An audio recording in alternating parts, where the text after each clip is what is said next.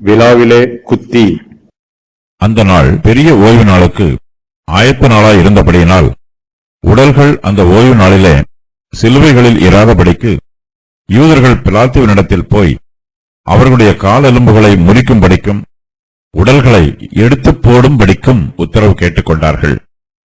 அந்தப்படி போர்ச்சேவகர் வந்து அவருடனே கூட சிலுவையில் அறையப்பட்ட முந்தினவனுடைய கால் எலும்புகளையும் மற்றவனுடைய கால் எலும்புகளையும் முறித்தார்கள். அவர்கள் இயேசுவினிடத்தில் வந்து அவர் மரித்திருக்கிறதைக் கண்டு அவருடைய கால் எலும்புகளை முறிக்கவில்லை. ஆகிலும் போர்ச்சேவகரில் ஒருவன் ஈட்டியினாலே அவருடைய விலாவில் குத்தினான். உடனே இரத்தமும் தண்ணீரும் புறப்பட்டது. அதைக் கண்டவன் சாட்சி கொடுக்கிறான். அவருடைய சாட்சி மெய்யாய் இருக்கிறது. நீங்கள் விசுவாசிக்கும்படி தான் சொல்லுகிறது மெய் என்று அவன் அறிந்திருக்கிறான். அவருடைய எலும்புகளில் ஒன்றும் முறிக்கப்படுவதில்லை என்கிற வேத வாக்கியம் நிறைவேறும்படி இவைகள் நடந்தது. அல்லாமலும் தாங்கள் குத்தினவரை நோக்கி பார்ப்பார்கள் என்று வேறொரு வேத வாக்கியம் சொல்லுகிறது. பெரிய ஓய்வு நாளுக்கு ஆயத்த நாள்.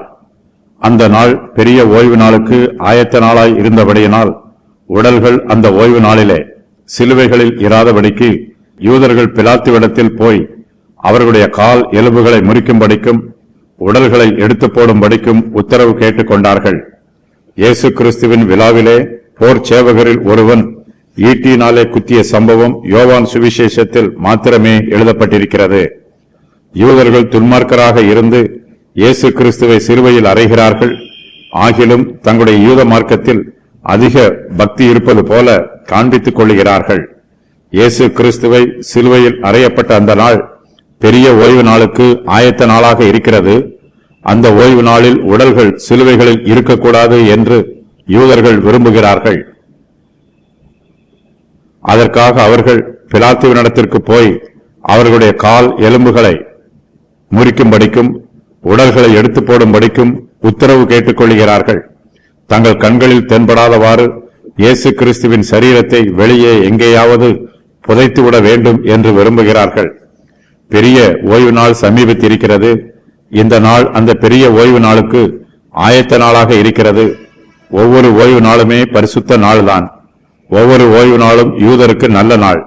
ஆனால் இந்த ஓய்வு நாளோ பெரிய ஓய்வு நாளாக இருக்கிறது. யூதருக்கு இது பிரதான ஓய்வு நாள். ஆகையினால் சாதாரண ஓய்வு நாளுக்கு தங்களை ஆயத்தம் பண்ணுவதை விட இந்த பெரிய ஓய்வு நாளுக்கு தங்களை அதிகமாய் ஆயத்தம் பண்ண வேண்டும் என்று யூதர்கள் விரும்புகிறார்கள். கர்த்தருடைய பிள்ளைகளாகிய நமக்கு எல்லா நாளுமே பரிசுத்த நாள்தான். அதிலும் சில நாட்களை நாம் விசேஷித்த நாட்களாக பாவிக்கிறோம். சபையில் திருவிருந்து நடைபெறும் நாள், விசேஷித்த அபிஷேக கூட்டங்கள் நடைபெறும் நாள் ஆகிய நாட்கள் எல்லாம் முக்கியமான விசேஷித்த நாட்களாகும். இந்த நாட்களுக்காக நாம் விசேஷித்த வழியில் ஆயத்தமாய் இருக்க வேண்டும். பெரிய ஓய்வு நாளின் போது சிலுவையில் மரித்து போன சரீரம் தொங்கிக் கொண்டிருக்க கூடாது என்று யூதர்கள் நினைக்கிறார்கள். அது ஓய்வு நாளை அசுத்தப்படுத்தும் என்பது அவர்களுடைய நம்பிக்கை. மரித்து போன சரீரங்களை உடனே அடக்கம் பண்ணிவிட வேண்டும். அதை அப்படியே வைத்திருப்பது நல்லதல்ல. எருசலேமில் இப்போது பண்டிகை காலமாக இருக்கிறது. பஸ்கா பண்டிகைக்காக தேசத்தின் எல்லா பகுதியில் இருந்தும் யூதர்கள் எருசலேமுக்கு வருவது வழக்கம். அவர்கள் எருசலேமின் வழியாக வரும்போது நகரத்திற்கு வெளியே நகர வாசலுக்கு அருகே இயேசு கிறிஸ்துவின் சரீரம் சிலுவையில் தொங்கிக் கொண்டிருப்பதை ஜனங்கள் பார்த்தால் அவர்களுடைய மனது மிகவும் புண்படும். உள்ளத்தில் வேதனையும் பயமும் உண்டாகும். மரித்து போன சரீரத்தை யாரும் பார்க்க விரும்ப மாட்டார்கள். அதிலும் பெரிய ஓய்வு நாளாக இருக்கிறபடியினால் மரித்த சரீரத்தை தொடுவதும் பார்ப்பதும் கூட தீட்டு என்று நினைப்பார்கள். சிலுவையில் அறையப்பட்டிருக்கும் இயேசு கிறிஸ்துவின் சரீரம் மரித்து போயிற்று. கள்ளர்களும் ஓரளவு மரித்து போய் இருக்கிறார்கள். அவர்களுக்கு சிறிது உயிர் இருந்தாலும் அவருடைய கால் எலும்புகளை முறித்து அவர்களை பெரிய ஓய்வு நாளுக்கு முன்பாக கொன்று போட வேண்டும் என்று யூதர்கள் விரும்புகிறார்கள். இதற்காக பிலாத்துவினிடத்தில் அனுமதி கேட்கிறார்கள். இயேசு கிறிஸ்து ஏற்கனவே சிலுவையில் தொங்கிக் கொண்டிருக்கிறார். மரண வேளையை அனுபவித்துக் கொண்டிருக்கிறார். அவர் மரித்து போய்விட்டார். அவர் மரித்து போனது யூதருக்கு தெரியாது. ஆகையினால் அந்த மரண வேதனையோடு அவருடைய கால்களை முறித்தும் அவருக்கு வேதனை உண்டாக்க வேண்டும் என்று யூதர்கள் விரும்புகிறார்கள். யூதர்கள் தங்களுடைய துன்மார்க்கத்திற்கு மார்க்க காரியங்களை காரணமாக சொல்லுகிறார்கள். ஓய்வு நாளையும் பரிசுத்தத்தையும் தீட்டையும் காரணமாக சொல்லி அவர்கள் இயேசு கிறிஸ்துவை மேலும் அதிகமாய் துன்பப்படுத்த வகை தேடுகிறார்கள். ஒரு பாவமும் செய்யாத இயேசு கிறிஸ்துவை சிலுவையில் அறைந்ததற்காக அவர்கள் சிறிதும் மனவேதனைப்படவில்லை. ஆனால் ஓய்வு நாளின் போது அவருடைய சரீரம் சிலுவையில் தொங்கிக் கொண்டிருக்குமோ என்று வேதனைப்படுகிறார்கள். அந்த நாள் பெரிய ஓய்வு நாளுக்கு ஆயத்த நாளாய் இருந்தது. மறுநாள் பெரிய ஓய்வு நாளாகும். இது பண்டிகையின் பிரதான ஓய்வு நாள். இந்த ஓய்வு நாளும் வாரத்தின் ஓய்வு நாளும் வெவ்வேறானவை. வாரத்தின் ஓய்வு நாள் மேலும் 2 நாள் கழித்து வருகிறது. இரவிலே பிரேதம் மரத்திலே தொங்கலாகாது என்று யூதருடைய பிரமாணம் கூறுகிறது. ஒரு குற்றவாளியை சிலுவை மரத்தில் தொங்க விடும்போது அந்த நபரை விரைவாக சாக வைப்பதற்காக அந்த நபருடைய கால் எலும்புகளை முறிக்கும் பழக்கம் அக்காலத்தில் இருந்தது. ஆனால் இயேசு கிறிஸ்துவின் கால் எலும்புகளை அவர்கள் முறிப்பதற்கு முன்பாகவே அவர் மரித்துவிட்டார். ஆகையினால் அவருடைய கால் எலும்புகளை போர் சேவகர் முறிக்கவில்லை. கால் எலும்புகள் அந்தபடி போர் சேவகர் வந்து அவருடனே கூட சிலுவையில் அறையப்பட்ட முந்தினவனுடைய கால் எலும்புகளையும் மற்றவனுடைய கால் எலும்புகளையும் முறித்தார்கள். கால் எலும்புகளை முறிக்கும்படிக்கு யூதர்கள் உத்தரவு கேட்டுக் கொண்டதற்கு பிலாத்து உத்தரவு கொடுக்கிறான். பிலாத்துவின் உத்தரவு பிரகாரம் போர் சேவகர் வந்து சிலுவையில் அறையப்பட்டிருக்கும் கள்ளர்களுடைய கால் எலும்புகளை முறிக்கிறார்கள். யூதர்கள் விரும்பிய பிரகாரமாகவே பிலாத்து அவர்களுக்கு உத்தரவு கொடுக்கிறான். சிலுவையில் அறையப்பட்ட 2 கள்ளர்களில் ஒருவன் மனம் திரும்பி இருக்கிறான், மற்றொருவனோ இன்னும் மனம் திரும்பவில்லை. இயேசு கிறிஸ்து மனம் திரும்பிய கள்ளனை பார்த்து, இன்றைக்கு நீ என்னுடனே கூட பரதேசில் இருப்பாய் என்று வாக்கு பண்ணி இருக்கிறார். இவனுக்கு கொடுக்கப்பட்ட வாக்குத்தத்தம் ஆசீர்வாதமானதாக இருந்தாலும் இவனும் மற்ற கள்ளனைப் போலவே மிகுந்த வேதனையோடு மரிக்கிறான். இவனைப் போலத்தான் இந்த உலகத்தில் நல்லோருக்கும் பொல்லோருக்கும் மரணம் வரும். நன்மையும் தீமையும் ஒன்று போலவே சம்பவிக்கும். நாம் மரித்த பின்பு பரலோகம் போவதற்கு ஆயத்தமாய் இருக்கிறோம். என்றாலும் நமக்கும் வேதனையான மரணம் வருவதற்கு வாய்ப்புள்ளது. இரத்தமும் தண்ணீரும். அவர்கள் இயேசுவினிடத்தில் வந்து அவர் மரித்திருக்கிறதைக் கண்டு அவருடைய கால் எலும்புகளை முறிக்கவில்லை. ஆகிலும் போர் சேவகரில் ஒருவன் ஈட்டியினாலே அவருடைய விலாவிலே குத்தினான். உடனே இரத்தமும் தண்ணீரும் புறப்பட்டது. சிலுவையில் தொங்கிக் கொண்டிருக்கும் இயேசு கிறிஸ்து மரித்து போய் விட்டாரா அல்லது இன்னும் உயிரோடு இருக்கிறாரா என்பதை போர் சேவகர்கள் சோதித்தறிகிறார்கள். அவர்கள் இயேசுவினிடத்தில் வந்து அவர் மரித்து போய் இருக்கிறதை காண்கிறார்கள். ஆகையினால் அவருடைய கால் எலும்புகளை அவர்கள் முறிக்கவில்லை. சாதாரணமாக ஒருவர் சிலுவையில் அறையப்படும் போது அவர் எவ்வளவு சீக்கிரத்தில் மரிப்பாரோ அதைவிட சீக்கிரமாகவே இயேசு கிறிஸ்து சிலுவையில் மரித்து போகிறார். இயேசு கிறிஸ்து தம்முடைய ஜீவனையே ஒப்புக் கொடுத்தார் என்பதை பிரத்யட்சமாக காண்பிப்பதற்காக அவருக்கு மரணம் உண்டாயிற்று. அவர் தம்மை மரணத்திற்கு ஒப்புக் கொடுத்தார். ஆனாலும் மரணம் அவரை ஜெயிக்கவில்லை. இயேசு கிறிஸ்து தம்முடைய சரீரத்தில் மெய்யாகவே மரித்து போனார். இதை பார்த்தபோது அவருடைய சத்துருக்களுக்கு சந்தோஷமும் சமாதானமும் திருப்தியும் உண்டாயிற்று. இயேசு கிறிஸ்து மெய்யாகவே சிலுவையில் மரித்து போய் விட்டாரா என்னும் சந்தேகம் போர் சேவகரில் ஒருவனுக்கு உண்டாயிற்று. ஆகையினால் அவன் இயேசு கிறிஸ்துவனுடைய விழாவில் ஈட்டியினாலே குத்துகிறான். உடனே அவருடைய சரீரத்தில் இருந்து இரத்தமும் தண்ணீரும் புறப்பட்டு வருகிறது. தங்களுடைய சந்தேகத்தை போக்குவதற்காகவே போர் சேவகரில் ஒருவன் இயேசு கிறிஸ்துவின் விழாவிலே ஈட்டியால் குத்துகிறான். மற்ற 2 கள்ளரையும் போர் சேவகர்கள் ஈட்டியினால் அவர்களுடைய விழாவில் குத்தவில்லை. இயேசு கிறிஸ்துவுக்கு மாத்திரமே இந்த விசேஷித்த காயம் உண்டாயிற்று. கள்ளர்களுடைய கால் எலும்புகள் முறிக்கப்பட்டது. இயேசு கிறிஸ்துவின் கால் எலும்புகளோ முறிக்கப்படவில்லை. யூத மார்க்கத்து வரலாற்றின் பிரகாரம் இயேசு கிறிஸ்துவின் விழாவில் குத்திய போர் சேவகனுக்கு லாங்கினஸ் என்பது பெயராகும். தேவனுடைய தெய்வீக சித்தத்தின் பிரகாரமாகவே போர் சேவகரில் ஒருவன் இயேசு கிறிஸ்துவின் விழாவிலே ஈட்டியினால் குத்துகிறான்.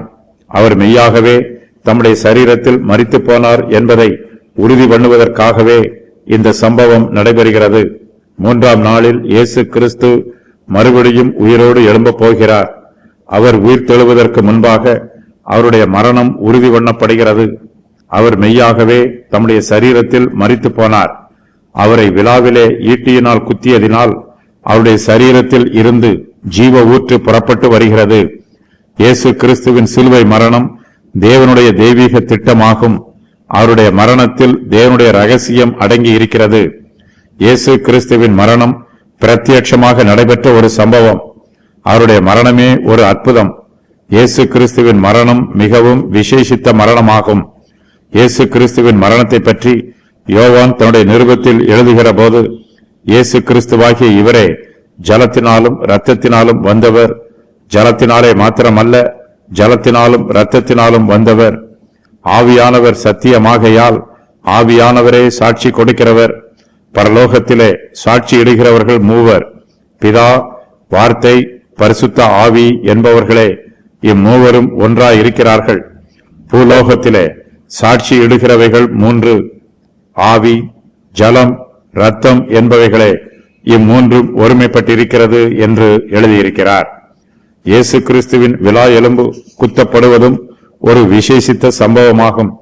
பல சமயங்களில் நம்முடைய இருதயத்தின் சிந்தனை நமக்கே தெரியாமல் இருக்கும். நம்முடைய மனச்சாட்சிக்குள் போராட்டம் உண்டாகும். நம்முடைய இருதயத்தின் சிந்தனையை நோக்கி பார்த்தால் நமக்கு நலமாக இருக்குமே என்று நாம் எதிர்பார்ப்போம். நம்முடைய இருதயம் மற்றவர் பார்க்கும் வண்ணமாக அதில் ஒரு திறப்பு இருக்கும் என்றால் நம்முடைய இருதயத்தின் சிந்தனைகளை எல்லோரும் பார்த்து கொள்ளலாம். அப்படிப்பட்ட திறப்பு மனுஷருடைய இருதயத்திற்கு கொடுக்கப்படவில்லை. ஆனால் இயேசு கிறிஸ்துவின் விழாவில் ஈட்டியினாலே குத்தப்பட்டிருப்பதினால் அவருடைய இருதயத்திற்கு ஒரு திறப்பு உண்டாயிருக்கிறது. அந்த திறப்பின் வழியாக இயேசு கிறிஸ்து நம்மீது வைத்திருக்கும் அன்பை நாம் காணலாம். கல்வாரி சிலுவையில் அவர் அனுபவித்த மரண வேதனையை அந்த திறப்பின் வழியாக நாம் பார்த்து புரிந்து கொள்ளலாம். இயேசுவின் விழாவில் ஈட்டியால் குத்தின உடனே அதில் இருந்து இரத்தமும் தண்ணீரும் புறப்பட்டு வருகிறது. இரத்தமும் தண்ணீரும் கர்த்தரை விசுவாசிக்கிற நமக்கு மிகவும் விசேஷமானதாகும். இயேசு கிறிஸ்துவின் மூலமாக தேவனுடைய சமூகத்திற்கு வந்திருக்கும் விசுவாசிகளாகிய நம்மை கர்த்தர் தம்முடைய இரத்தத்தினாலும் தண்ணீரினாலும் ஆசீர்வதிக்கிறார். இரத்தம் பாவ நிவாரணத்திற்காக சிந்தப்படுகிறது. தண்ணீர் சுத்திகரிப்புக்காக பயன்படுத்தப்படுகிறது. நம்முடைய மனச்சாட்சியில் உள்ள அசுத்தங்களையும் குற்ற உணர்வுகளையும் இரத்தத்தினால் கழுவி சுத்திகரிக்க வேண்டும். நம்முடைய பாவ கரைகளெல்லாம் தண்ணீரினால் கழுவி சுத்திகரிக்க வேண்டும். இவை இரண்டுமே சேர்ந்து நடைபெற வேண்டும். பாவ மன்னிப்பும் சுத்திகரிப்பும் இணைந்து கிரியை செய்தால்தான் நம்முடைய ஜீவியம் பரிசுத்தமாக இருக்கும். இயேசு கிறிஸ்து இவ்விரண்டு சம்பவங்களையும் ஒன்றாக இணைக்கிறார். ஆகையினால்தான் அவருடைய விழாவில் ஈட்டியால் குத்திய உடனே இரத்தமும் தண்ணீரும் சேர்ந்து புறப்பட்டு வருகிறது. நம்முடைய இரட்சகரின் சரீரத்தில் குத்தப்பட்ட இடத்தில் இருந்து இவை இரண்டும் புறப்பட்டு வருகிறது. இரத்தமும் தண்ணீரும் கர்த்தருடைய பந்திக்கும் தண்ணீர் ஞான ஸ்நானத்திற்கும் அடையாளமாகும். வெண்கல தொட்டியில் உள்ள தண்ணீரினால் நாம் சுத்திகரிக்கப்படவில்லை, மறுஜன்ம முழுக்கினால் சுத்திகரிக்கப்படுகிறோம். இயேசு கிறிஸ்துவின் விழாவில் இருந்து புறப்பட்டு வருகிற தண்ணீரினாலே நாம் சுத்திகரிக்கப்படுகிறோம். நமக்கு இந்த தண்ணீரினால் மறு ஜென்ம முழுக்கு கொடுக்கப்படுகிறது. கர்த்தருடைய பந்தியின் போது திராட்சரசத்தினால் நம்முடைய ஆத்மா சுத்திகரிக்கப்படுவதில்லை. நம்முடைய கர்த்தராகிய இயேசு கிறிஸ்துவின் விழாவில் இருந்து புறப்பட்டு வருகிற இரத்தத்தினாலேயே நம்முடைய ஆத்மா சுத்திகரிக்கப்படுகிறது. கண்டவன் சாட்சி கொடுக்கிறான், அதை கண்டவன் சாட்சி கொடுக்கிறான், அவனுடைய சாட்சி மெய்யாய் இருக்கிறது, நீங்கள் விசுவாசிக்கும்படி தான் சொல்லுகிறது மெய்யானது என்று அவன் அறிந்திருந்தான். இயேசு கிறிஸ்து சிலுவையில் அறையப்பட்ட சம்பவத்தை அப்போஸ்தலனாகிய யோவான் தன்னுடைய கண்களால் கண்டவன். அவன் அதை குறித்து சாட்சி கொடுக்கிறான். அவனுடைய சாட்சி மெய்யாய் இருக்கிறது. தான் கண்டதை குறித்து மாத்திரமே அவன் சாட்சியாய் அறிவிப்பதினால் அவனுடைய சாட்சி மெய்யாய் இருக்கிறது. அவனுடைய சாட்சியை நாம் விசுவாசிக்கும்படி அவன் சொல்லுகிறது மெய் என்று அவன் அறிந்திருக்கிறான். தான் கண்டதின் ஒரு பகுதியை மாத்திரம் யோவான் சொல்லாமல் தான் கண்டதை முழுவதுமாக சொல்லுகிறான். முழு சத்தியத்திற்கும் சாட்சி கொடுக்கிறான். சத்திய ஆவியானவர் ஏவுகிற பிரகாரம் யோவான் இந்த சுவிசேஷத்தை எழுதியிருக்கிறான். ஆகையினால் இவனுடைய வார்த்தைகள் மெய்யாய் இருக்கிறது. தான் சொல்லுவது மெய் என்று யோவான் அறிந்திருக்கிறான். நாம் சுவிசேஷத்தை விசுவாசிக்க வேண்டும் என்பதற்காகவே யோவான் தான் கண்டதை சாட்சியாக அறிவிக்கிறான். இயேசு கிறிஸ்து சிலுவையில் தம்முடைய ஜீவனை ஒப்புக் கொடுத்ததையும் மூன்றாம் நாளில் அவர் உயிரோடு எழும்பினதையும் ஒரு சிலர் விசுவாசிப்பதில்லை. அவர்கள் தங்கள் விசுவாசத்தில் பலவீனராக இருக்கிறார்கள். அவர்களுடைய விசுவாசத்தை வர்த்திக்க பண்ணும் விதமாக யோவான் தான் கண்டதை சாட்சியாக அறிவிக்கிறான். இயேசு கிறிஸ்துவின் விழாவில் இருந்து இரத்தமும் தண்ணீரும் புறப்பட்டு வருகிறது. நம்மை நீதிமான்கள் ஆக்குவதற்கும் பரிசுத்தப்படுத்துவதற்கும் இயேசு கிறிஸ்து தாமே தம்முடைய இரத்தத்தையும் தண்ணீரையும் சிந்துகிறார். இந்த சத்தியத்தை நாம் நம்ப வேண்டும். இந்த சத்தியத்தை கண்டவன் சாட்சி கொடுப்பதினால் அவன் சாட்சியை ஏற்றுக்கொண்டு நாம் இந்த சம்பவத்தை நம்பும் போது நமது ஆத்மாவுக்கும் ஆவிக்கும் ஆசீர்வாதமாய் இருக்கும். எலும்புகளில் ஒன்றும் முறிக்கப்படுவதில்லை, அவருடைய எலும்புகளில் ஒன்றும் முறிக்கப்படுவதில்லை என்கிற வேத வாக்கியம் நிறைவேறும்படி இவைகள் நடந்தது. சிலுவையில் தொங்குகிறவர்களுடைய கால் எலும்புகளை முறிக்கும்படிக்கு யூதர்கள் பிலாத்துவினிடத்தில் உத்தரவு கேட்டுக் கொள்கிறார்கள். அந்தப்படி போர்ச்சேவகர் 2 கள்ளரின் கால் எலும்புகளை முறித்து போடுகிறார்கள். ஆனால் அவர்கள் இயேசு கிறிஸ்துவின் கால் எலும்புகளை முறிக்கவில்லை. வேத வாக்கியம் நிறைவேறும்படியாகவே இயேசு கிறிஸ்துவனுடைய கால் எலும்புகளில் ஒன்றும் முறிக்கப்படாமல் இருக்கிறது. நீதிமானுக்கு வரும் துன்பங்கள் அநேகமாயிருக்கும். கர்த்தர் அவைகள் எல்லாவற்றிலும் நின்று அவனை விடுவிப்பார். அவனுடைய எலும்புகளை எல்லாம் காப்பாற்றுகிறார். அவைகளில் ஒன்றும் முறிக்கப்படுவதில்லை.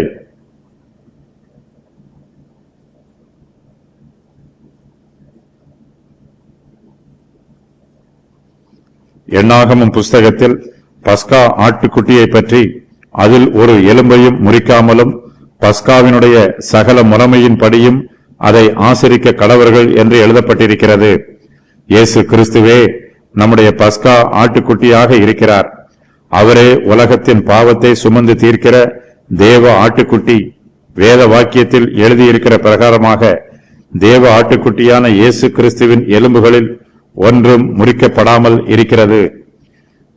இயேசு கிறிஸ்துவின் எலும்புகள் முறிக்கப்படாமல் இருப்பதில் ஆவிக்குரிய சத்தியம் இருப்பதாக வேத பண்டிதர்கள் வியாக்கியானம் சொல்லுகிறார்கள். சரீரத்திற்கு எலும்புகளே பலனாக இருக்கிறது. அவர் தம்முடைய பலவீனத்தில் சிலுவையில் அறையப்பட்டாலும் அவருடைய பலன் முறிக்கப்படவில்லை. நம்மை ரட்சிக்கும் தேவ வல்லமை அவரிடத்திலிருந்து முறித்து போடப்படவில்லை. பாவம் நம்முடைய எலும்புகளை முறிக்கிறது. இயேசு கிறிஸ்துவிடமோ ஒரு பாவமும் இல்லை. ஆகையினால் பாவத்தினால் இயேசு கிறிஸ்துவின் எலும்புகளை முறிக்க முடியவில்லை. இயேசு கிறிஸ்து கல்வாரி சிலுவையில் தொங்கிக் கொண்டிருந்தாலும் அவருடைய சரீரத்தில் இருந்து இரத்தமும் தண்ணீரும் புறப்பட்டு வந்தாலும் அவர் எலும்புகள் முறிக்கப்படாதவராக நம்மை ரட்சிப்பதற்கு பலமுள்ளவராக இருக்கிறார். தாங்கள் குத்தினவரை நோக்கி பார்ப்பார்கள், அல்லாமலும் தாங்கள் குத்தினவரை நோக்கி பார்ப்பார்கள் என்று வேறொரு வேத வாக்கியம் சொல்லுகிறது. கல்வாரி சிலுவையில் இயேசு கிறிஸ்து தொங்கிக் கொண்டிருக்கும் போது வேத வாக்கியம் நிறைவேறத்தக்கதாக அவருக்கு ஒவ்வொரு சம்பவமாக நடைபெறுகிறது. இயேசு கிறிஸ்துவின் எலும்புகளில் ஒன்றும் முறிக்கப்படுவதில்லை என்பது வேத வாக்கியத்தின் நிறைவேற்றமாகும். வேறொரு வேத வாக்கியமும் இந்த சமயத்தில் நிறைவேறுகிறது. தாங்கள் குத்தினவரை நோக்கி பார்ப்பார்கள் என்னும் வேத வாக்கியம் நிறைவேறுவதாக யோவான் எழுதுகிறார். இந்த வாக்கியத்தை சகரியா தீர்க்கதரிசி இவ்வாறு முன் அறிவிக்கிறார். நான் தாவீது குடும்பத்தாரின் மேலும் எருசலேம் குடிகளின் மேலும் கிருபையின் ஆவியையும் விண்ணப்பங்களின் ஆவியையும் ஊற்றுவேன். அப்பொழுது அவர்கள் தாங்கள் குத்தின என்னை நோக்கி பார்த்து, ஒருவன் தன் ஒரே பேரானவனுக்காக புலம்புகிறது போல எனக்காக புலம்பி, ஒருவன் தன் தலைச்சன் பிள்ளைக்காக துக்கிக்கிறது போல எனக்காக மனம் கசந்து துக்கிப்பார்கள். இயேசு கிறிஸ்து குத்தப்படுகிறார் என்பது இந்த வாக்கியத்தில் இருந்து தெளிவாகிறது. இயேசு கிறிஸ்து தம்முடைய விழாவிலே ஈட்டியினால் குத்தப்படுகிறார். அது மாத்திரமல்ல, அவருடைய கைகளிலும் கால்களிலும் ஆணிகளால் குத்தப்படுகிறார். பரிசுத்த ஆவியானவர் ஊற்றப்படும் போது அவர்கள் தாங்கள் குத்தினவரை நோக்கி பார்ப்பார்கள், அதை பார்த்து புலம்புவார்கள். இயேசு கிறிஸ்துவை காட்டிக் கொடுத்தவர்களும் அவரை சிலுவையில் அறைவதற்கு துணை போனவர்களும் இயேசு கிறிஸ்துவை நோக்கி பார்த்து தங்கள் இருதயத்தில் குத்தப்படுவார்கள். இயேசு கிறிஸ்துவை மேசியா என்று விசுவாசிப்பார்கள்.